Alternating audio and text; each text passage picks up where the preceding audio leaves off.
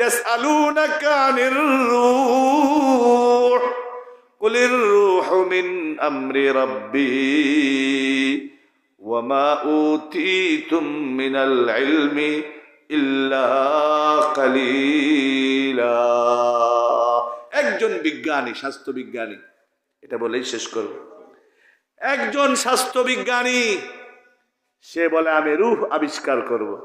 কি আবিষ্কার করব? রূহ। আইসিইউ থেকে এক রোগীকে নিয়ে কম্পাউন্ডারকে বলে বের কর। কয় স্যার আইসিইউ থেকে বের করলেই তো মারা যাবে। আমি তো চাইতেছি মরুক। বের করে আনছে কাচের একটা ঘর, কোনো ছিদ্র টিদ্র নাই, এটা রেডি করছে। এখন আদমরা এটার ওজন মাপ, ওজন দিছে 70 কেজি। কয় কেজি?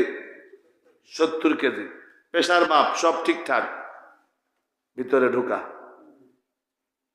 কিছুক্ষণ পরে দেখি অবাস, নীরব, সারা শব্দ নাই।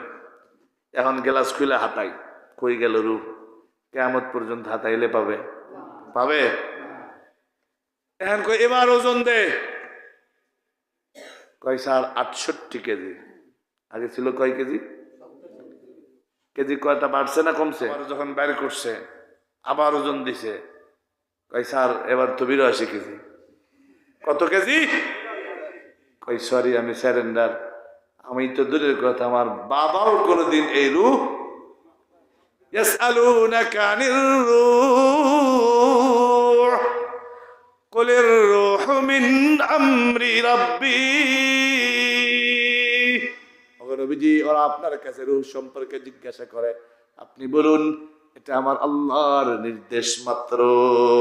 এটার ওজন কোনোদিন তুমি জানবে না, এটার কালার কেমন তাও বলতে পারবে না, এটার সাইজ কেমন তাও তুমি জানবে না।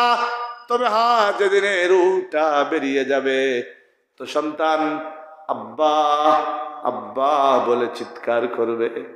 যখন এই রূহটা বেরিয়ে যাবে, স্ত্রী স্বামী স্বামী